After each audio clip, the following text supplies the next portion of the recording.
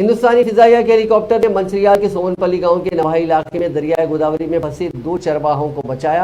इन 2 चरवाहों को बचाने के सिलसिले में वजीर बल्दी नज़्म व नस्क KT रामाराव से मकामी रुकन असेंबली बालका सुमन की ख्वाहिश के बाद इंडियन एयरफोर्स के हेलीकॉप्टर्स की खिदमत हासिल की गई और उन्हें महफूज तौर पर बचाया गया।